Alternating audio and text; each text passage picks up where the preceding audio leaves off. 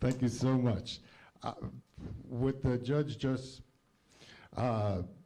validated is sort of the feeling our organization has that most people are peaceful, by far, men, women, children, and that we simply need a team vehicle or different team vehicles where we could show this peaceful alliance. So we like to say peaceful people is the greatest majority, the greatest fraternity, the greatest team of all time. Just need certain team vehicles to make it happen. And so thank you so much, Judge, for being here. It's really an honor. We covered a lot of different topics at YouthAlert, and you cannot, as Ann Bowden said, suicide is violence. One of the ways our peaceful people get off track is we get divided and conquer. What kind of violence? Is it this kind? Is it domestic violence? Is it LW? It's only one kind of unjustified violence, the kind that hurts, maims, or destroys, or threatens to do so. So we stay united, and we say, as Ms. Bowden said, suicide kills more youths by their own hand than anything else. So we have an expert here today, another expert. His name is Dr. Omar. He's from UK, University of Kentucky, and honored to say he's on our advisory board. And what our organization helps to do is to move the dial, to save lives. And I'm going to introduce someone now who's already done it, who's already saved lives. And that's probably the nicest thing I could say about anybody. But here he is, it's Dr. Omar.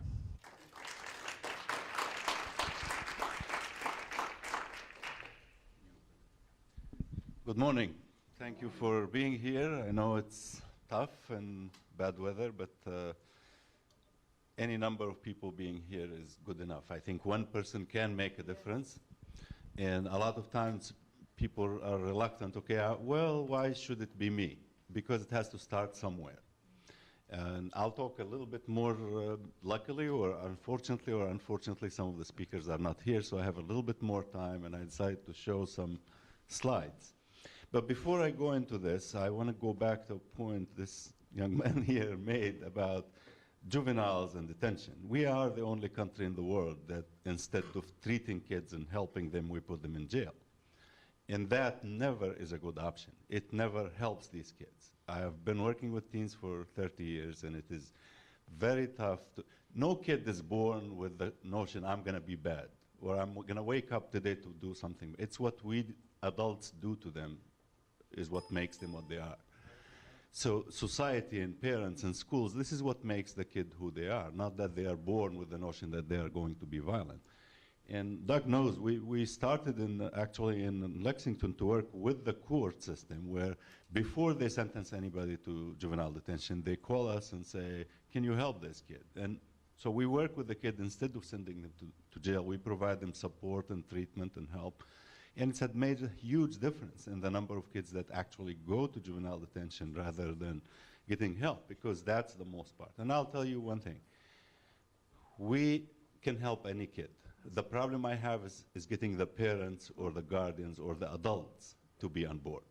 If I get the parents on board, we always succeed.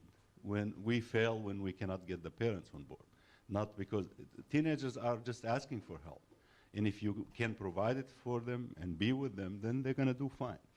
So I'm going to talk about suicide, mainly because, like we mentioned, everything is, harassing is violence. You know, killing people is violence. Bullying is violence. Abusing people is violence. And suicide is one of the highest forms of violence anywhere. Can you do the slideshow? Okay, so if we can stop here, I'll move the slides from here. Well, it's I can't see, all right. But the leading, this is not the show, hold on, let me do this. Okay, all right. Is there a remote somewhere or just this? That's fine, I'll move it. So very few people actually understand how bad or how widespread suicide is. And this is just, can we dim the lights a little bit? If you look at the causes of mortality, causes of death in the United States, yeah, okay. So if you look at the people who are ages 10 to 24 compared to adults, you can see that accidents are the highest level, but then homicide and suicide, that's in nationwide. In Kentucky, this thing is reversed. Suicide is much higher than, it's almost 3 to 1. As a matter of fact, last year was 46 suicides for 7 homicides among teens. So it's a lot higher level of suicide. So it's the second or third leading cause of death worldwide among young people. And those other causes, these are including teen pregnancy and sexually transmitted diseases and eating disorders. And most of the death rate in teenagers is by something they do, not something that happens to them. So every 100 teenagers that die, only 5 of them die from diseases. 95 die from something they do, which means it's a failure of our society as a whole that allows them to do this and to get to that point. Here's the most startling statistics that many people don't know. You know, we talk about wars and how much war is effective and homicides and violence. But over the last 50 years, suicide actually had killed more than all wars combined and all homicides combined. Just think about that for a minute. It's all the wars, the horror of war and all that, that kills a lot less than what suicide does in the world. So suicide is a very big killer. And this is the bigger issue here, because that's where most our politicians don't want to deal with it, parents don't want to deal with it. Look at these numbers. So more teenagers will die from suicide than from cancer, heart disease, AIDS, birth defects, stroke, pneumonia, influenza, chronic disease, all of those combined. Suicide in Kentucky last year killed 46 compared to 5 total of all these diseases. And stop for a second and think. The state of Kentucky spent $700 on those for every 1 cent it spends on suicide. This is only in the US this thing like this happens. We have the biggest killer, but we ignore it completely, and we spend money on the things that are not killing anyone. Why? Because it's not sexy to talk about suicide. It's not fun. You know, when I go talk to legislators and think, oh, I don't want to run my campaign for election about suicide. It's a lot easier to talk about diabetes or cancer. And I can Doug knows I've been working on suicide prevention with a grassroots program for 14 years. We've helped over 20,000 kids. We never had a penny of funding. If I do something for diabetes or asthma, we'll get funding tomorrow. But that's not helping anyone. It's just to make you feel better. Well, it makes me feel better to help kids, actually really help kids who would have been dead otherwise. I get almost 200 emails per day from kids who are suicidal or feeling bad, and you need to help them. This is what we need to be paying more attention to. If you add all suicides, like adult suicide, and every single day in the United States, 87 people die from suicide. If you stop and think about it, that's, imagine a plane with 87 passengers crashing every single day. And think, how would we react as a society? You'll have laws and bills passing every single minute. But because it's suicide, it's not sexy to talk about, we don't talk about it. It continues. 30,000 people die every single year from suicide, and we continue to almost do nothing about it. So in the United States, about young people, we basically lose 5,000 people every single year to suicide. 5,000. That means essentially about 100 every week that die from this epidemic or suicide. And have in mind that for each completed suicide, there are about 20 to 80 attempted suicide. So if you have 100 dying every week, multiply that by 20, and that's the number of people attempting every week. And suicide attempt is also a huge cost and burden, and in terms of financial and social and all this on our society.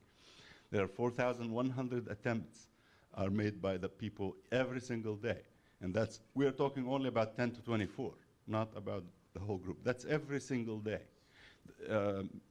In 2011, the state of Kentucky Medicaid and Medicare program only paid $29 million to treat kids for attempted suicide. If we put 1/10 of this in suicide prevention, we can make a much better difference than wait until they attempt and then try to treat them. Because treatment doesn't bring them back. Once you're committed suicide, you're dead. We can't do anything about it. We need to do before that happens. Um, in most countries, just like in the US, girls will attempt suicide much more frequently than boys, almost 3 to 4 times more, but boys complete suicide more. So even though girls attempt 4 times more, boys actually succeed 4 times more than girls. So when you count completed suicide, you have a lot more boys dying from suicide, although girls are attempting more. And the main reason is boys try to use guns and the girls use other means. And guns are more fatal, obviously. So the bad part, and I didn't want to put too much slides here, but the trend now in the last 10 years is we're seeing more and more girls using guns. And if that trend continues, just think about it. If they are attempting 4 times more, and now that they are using guns more, then we're going to see an increase, not a decrease in suicide. And that's a scary thought, because more than it is. So over the last 40 years, suicide rates in the US have tripled. They're 3 times what they used to be in the 70s. They're not getting any better. And again, part of it is because we're all ignoring it.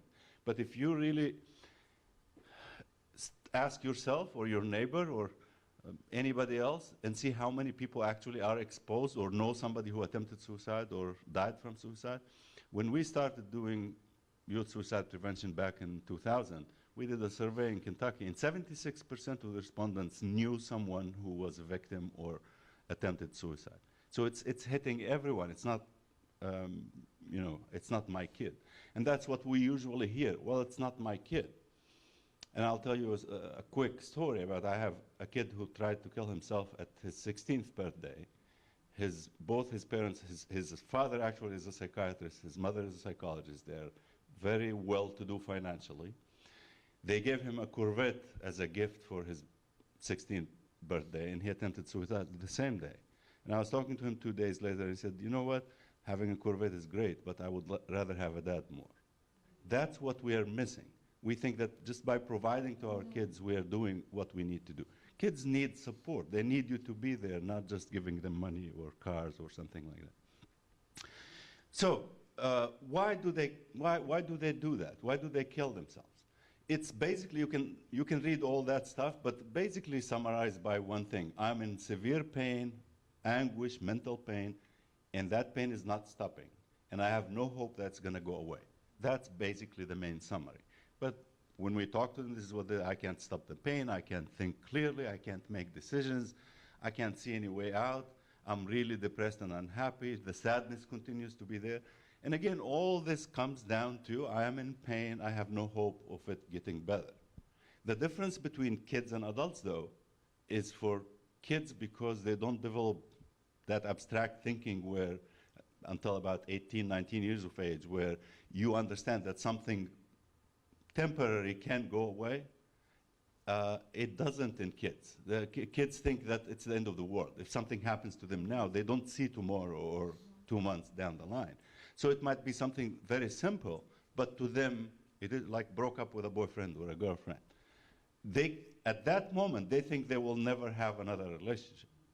Now, if they had some support, maybe an hour later, they will understand it. But at this very moment, they think there is no hope. And that's why you see a lot more than that. And that's why there is also a lot of what we call the same-day crisis. With adults, you are depressed, you are unhappy, you plan for years or months, and then you kill themselves. Kids are not the same. Many of the kids who kill themselves have never had a mental health problem. And that's one other thing where people need to understand. Not every kid who kills himself needed a psychiatrist or a psychologist or something. Like this case, where you have a 16-year-old who was suspended from school for whatever it is, misbehavior he did. He went back home, and his mom grounded him on top of all this, instead of listening to his side of story.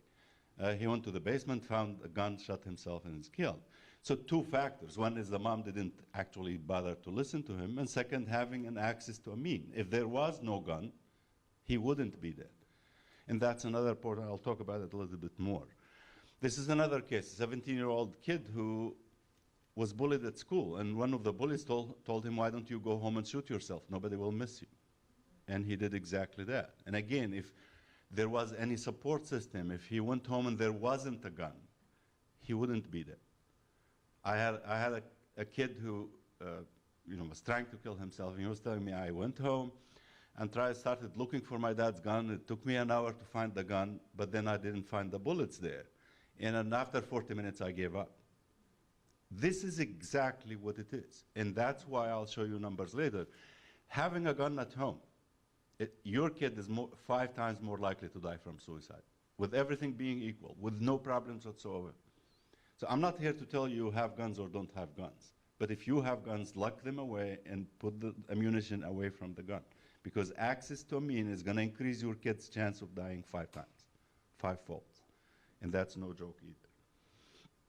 This is the percentage of kids who never had any mental health issue. They just, something happened today, like bullied or broke up or something. So 33% of our kids who are 17 or under who killed themselves with that same day. That, again, having access to amine or something that happened to them that particular day, not a long-term mental health issue. So the difference, again, is that kids are more impulsive, and if they have access to amine, then that plays a critical role. And if we restrict that access, or if we provide more support, then they are more likely to survive and live longer. A lot of these issues are, most of these kids will die from gun that's used by the parents or owned by the parents. They don't have their own gun or something like that. All right? So these are startling numbers that I'm going to talk to you about, because it's very few people know about them. So what if I'm a physician, as a physician, if I see a teenager and I want to estimate what's the odds of these kids killing themselves? So if they have been discharged from a psychiatric hospital within the last week, their odds are 280-fold higher.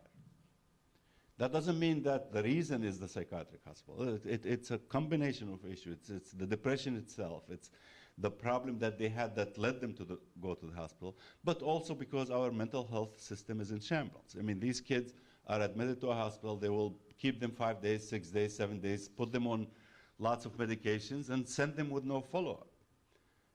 And I had a kid last year who was discharged on a Friday afternoon with nobody bothering to check who is at home.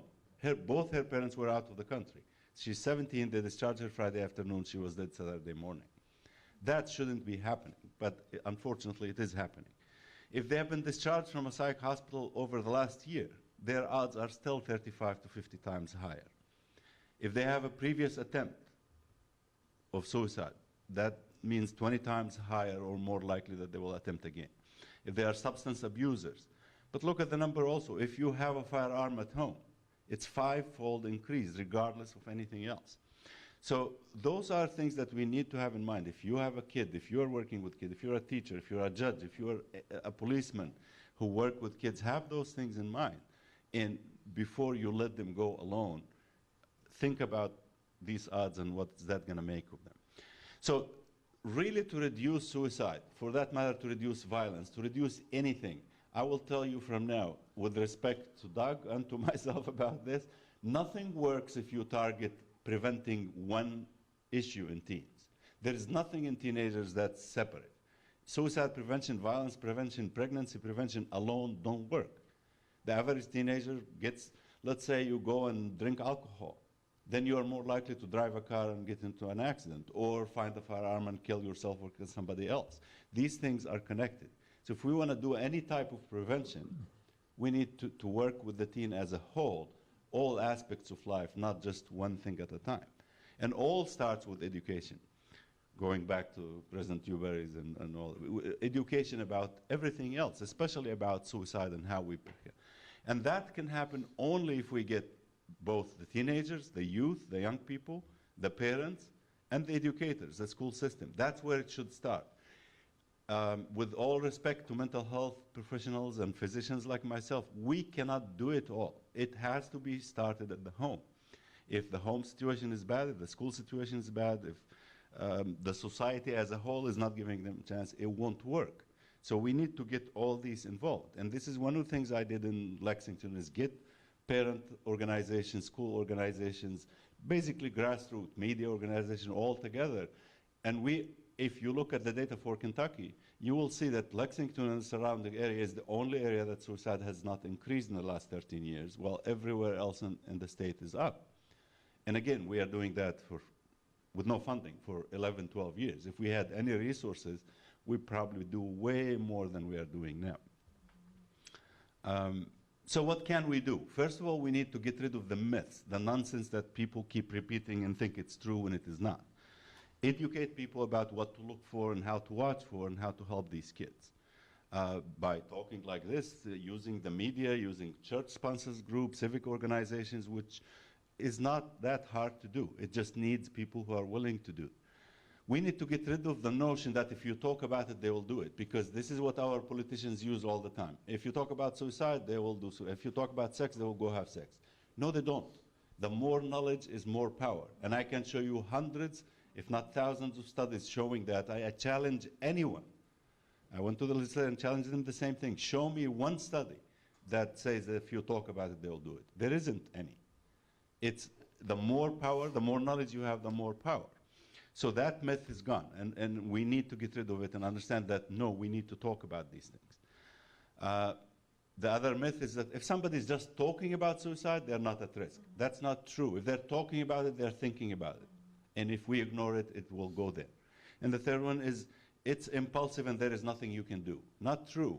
Those kids that I showed you, the two examples, if somebody had talked to them before, where, like what we do with our teens in the clinic there, is if you get bullied this way, we prepare them ahead of time, that if something happens, hey, you have a support system, rather than go look for something else. And that's, when I mentioned emails, those are the type of emails I get, is a kid really feels bad, can't talk to his mom or his dad because they won't understand or something.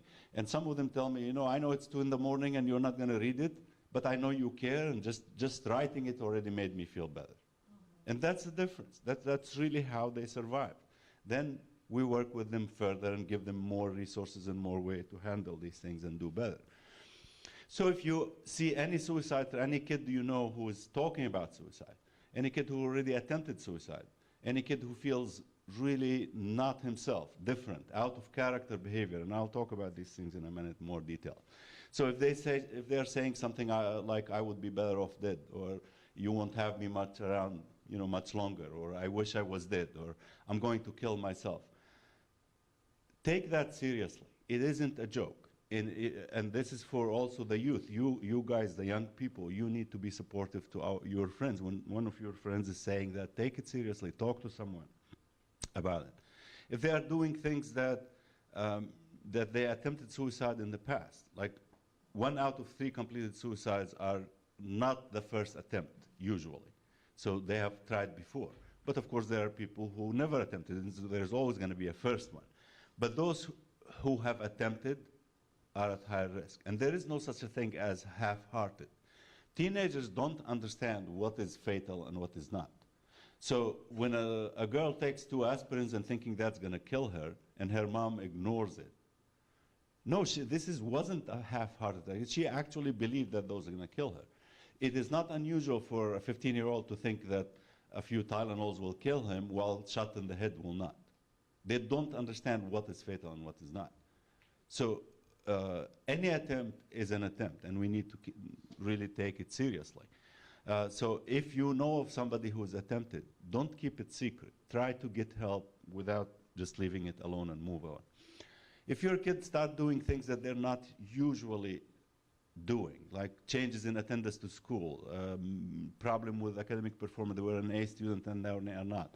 If they are not completing their assignments, if they're not showing any interest in something that they used to love to do and no longer want to do, they're not taking care of their makeup or clothes or whatever. If they stop talking to their classmates that they usually liked or had a relationship with them, they're more irritable or more aggressive. They're talking too much about death and suicide, and they look desperate and sad. Or they stop eating, or they start eating all the time, or they stop sleeping, or sleeping all the time. Any type of significant change. The average teenager will change their mood every hour. If your kid is changing their mood nonstop for 8, 9, 10 hours the same way going, that's not normal. Quick changes, rapid changes are normal. Persistent changes are not. And that's what we need. We can't just say, oh, it's just being a teenager. If they're starting to make final arrangements, like giving away their prized positions, they're giving their driver's license, their whatever collection they had, they're making the rounds and visiting friends and saying goodbyes, or talking about funeral plans and who's going to be there. Those are significant signs, and you can't ignore those and move on. And be prepared for questions, or for the moment you realize that your friend or your nephew or niece or your student, if you're a teacher, is at risk for suicide. If you have any doubt, stick with them and ask for some professional help.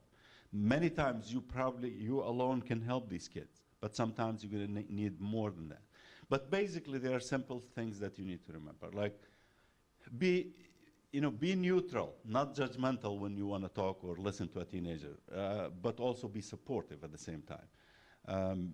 Put the issue of suicide on the table if they are talking about it. It's okay, talk about it, ask them about it, verbalize their suffering, or let them verbalize it. But most importantly, listen. First, listen to them. What are they trying to say? Then you can ask about what else has happened. I will tell you the most common example in this country. Your daughter comes back from school and she's feeling awful and says, my life is over, I just broke, my boyfriend just dumped me and it's the end of the world. And I can tell you 99% of the mom, their response is, oh, there's another fish in the sea, you're gonna have another one tomorrow. And that kid goes and tries to kill herself that day. Because to her, it is exactly that, the end of life. She's not gonna have another one. But if this mom did something different, like, I'm sorry that happened, let me give you a hug and let's go commiserate together or do something together, that kid is alive and fine. And 5 hours later, she will realize that, yeah, maybe I will have another one. It just passes. Boom. So they need support at that particular moment where they're not feeling good. Most teenagers will communicate their suicidal intent. About 80% of them will say something or do something to allow people to help them, because they really want help. They're not about dying. They don't want to die. Females usually tend to display more internalized behavior. They will shut themselves down. They'll stop using makeup. They will stop being interested in things. Males usually externalize or start misbehaving or fighting and being more angry or more irritable.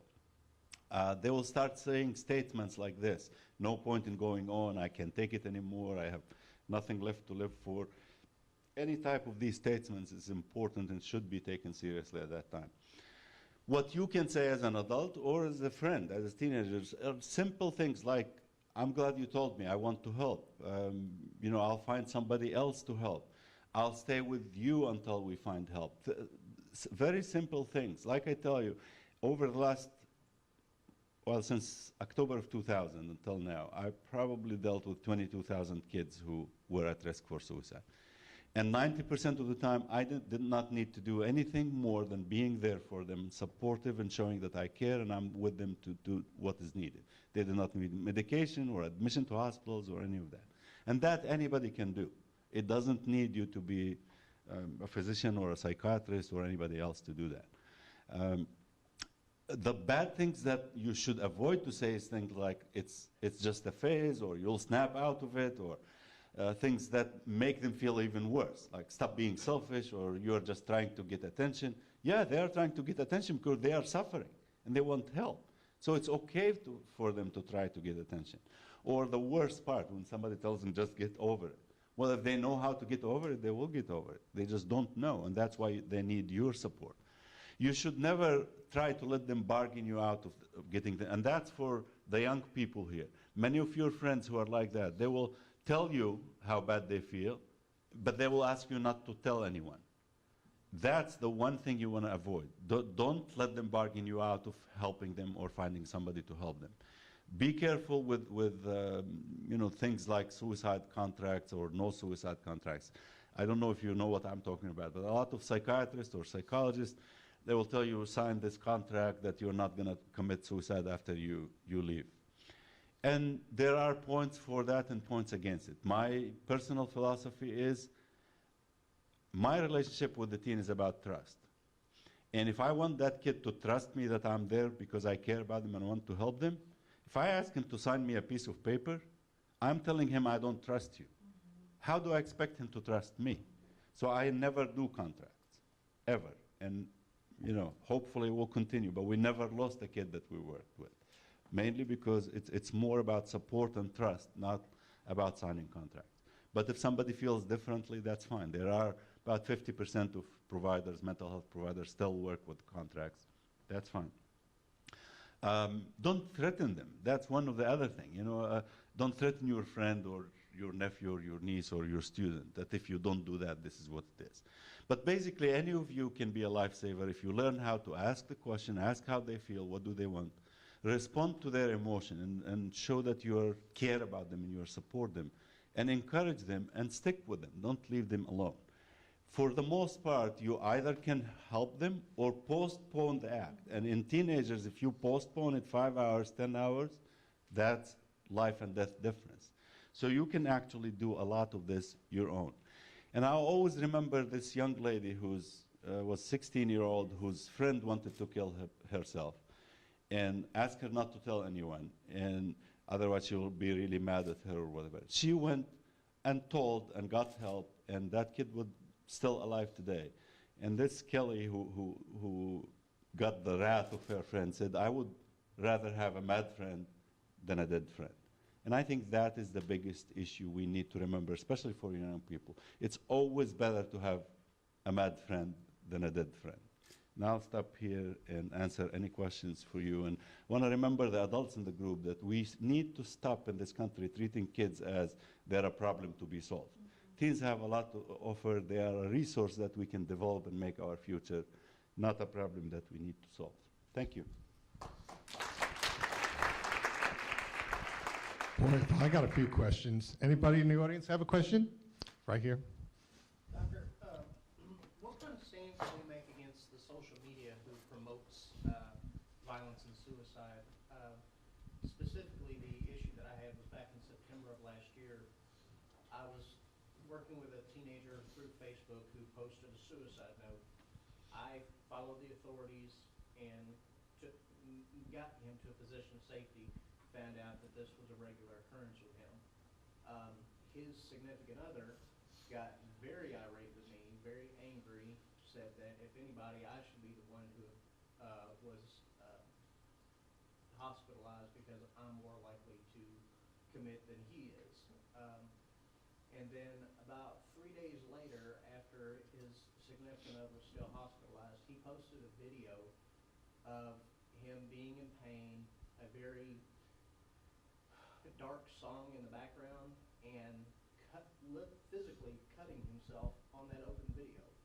I immediately reported it to the authorities, reported the video to Facebook, and Facebook allowed the video to stay on because it did not deter their standards for suicide.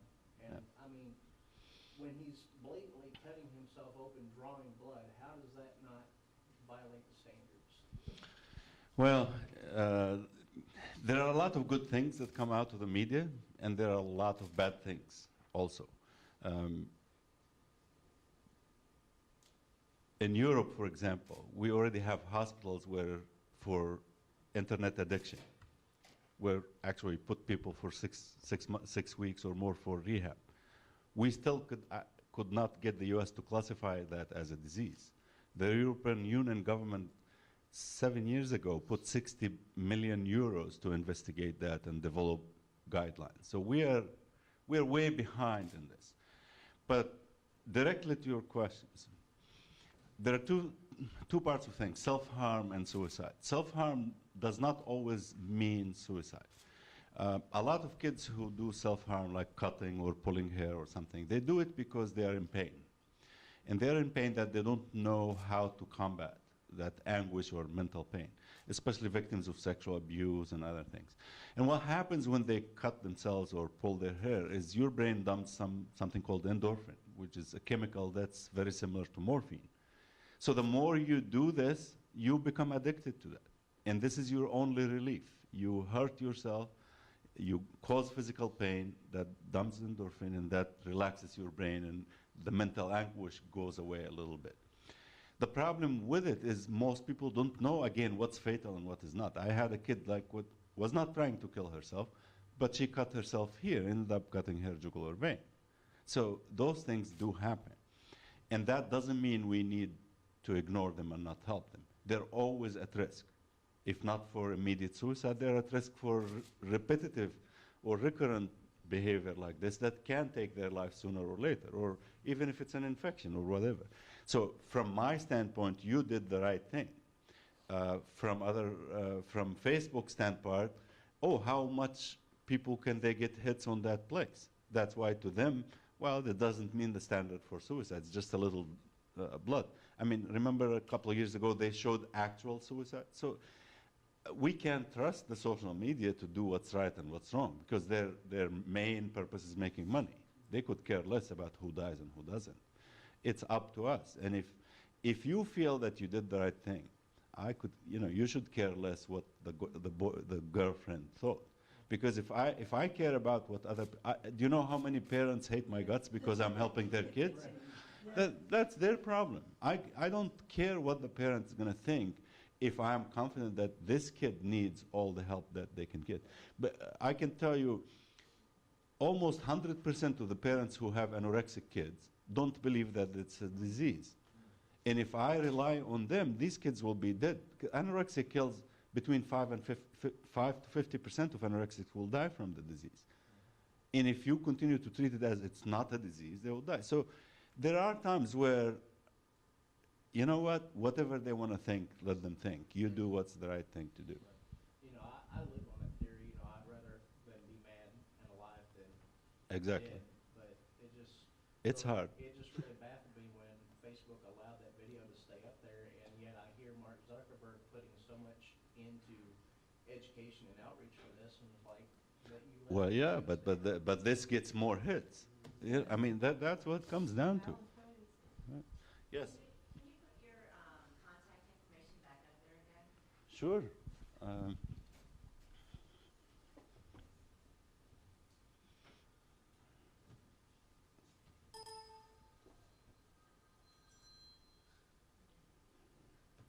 Come on, where did it go?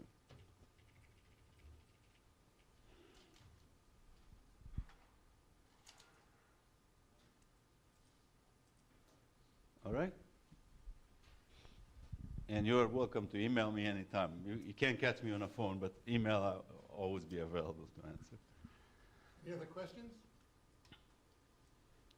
You put a lot of facts up early in your talk. Can you just go on the internet and type in suicide and get some of that data that you? Oh, yeah. Yeah. I mean, the data is available anywhere you can.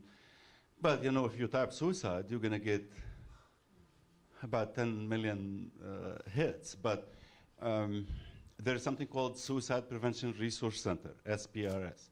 SPRC. That's something we worked really hard and had the federal government put a lot of data there. So Suicide Prevention Resource Center.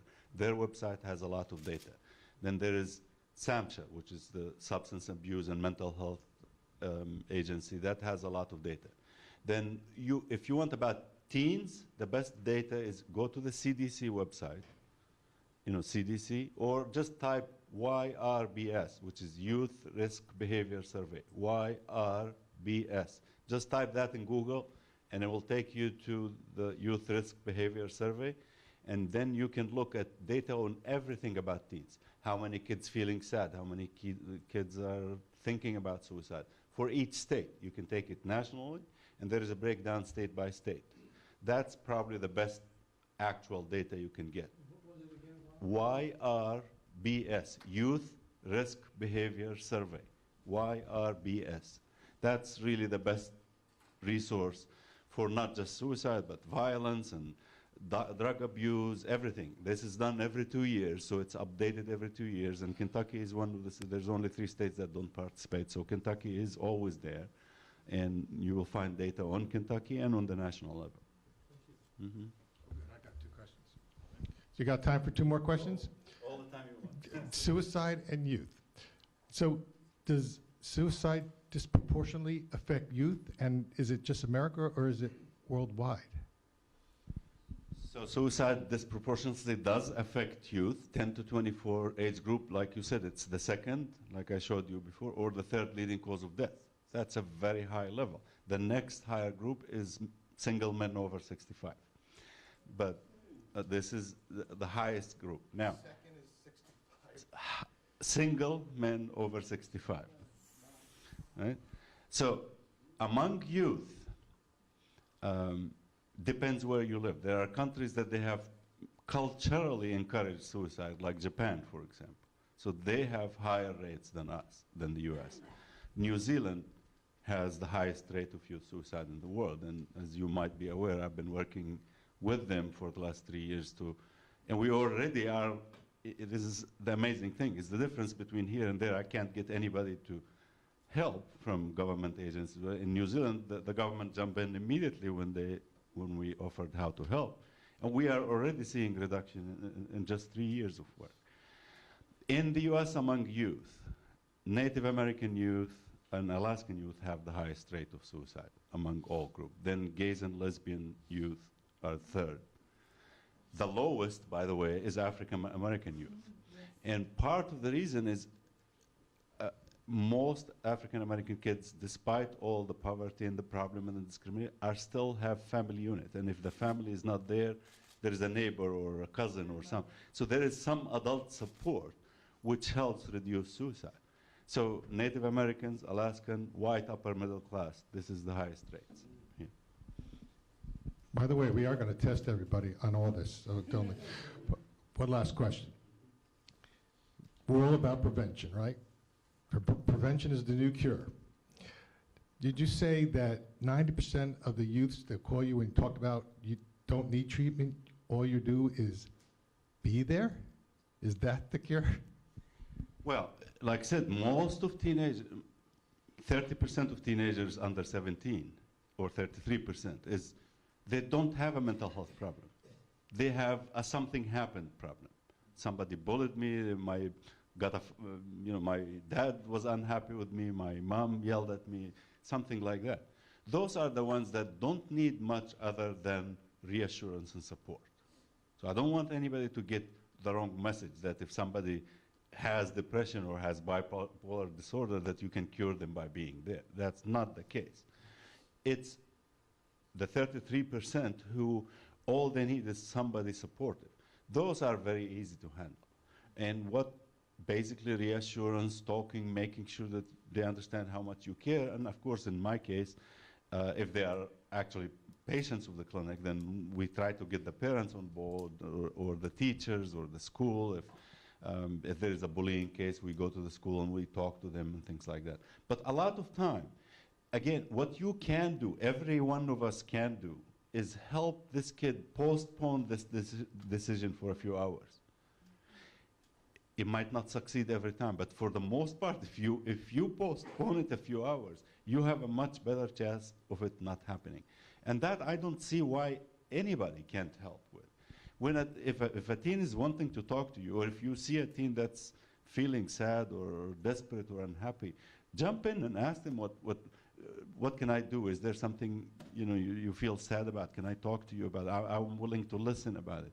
It isn't. One day when we get there, I'll show you. I get emails from kids from Australia and Japan and whatever. I can't go help them there, but I talk to them over the phone. I have one like I've been working with in Australia for 6 years. And she's still alive. I've never seen her, never gave her any medicine. But every time she feels really, really bad, she reassure her and tell her some advice what to do more. Now, most people will not. Okay, that's why everybody in the medical community thinks that I'm crazy, because everybody's thinking first, malpractice. What if I get sued? I don't care, all right? I care about the kids. Thank you so much. Really appreciate you coming out, and everybody can help. I don't know how anyone could say it any better. We can all help.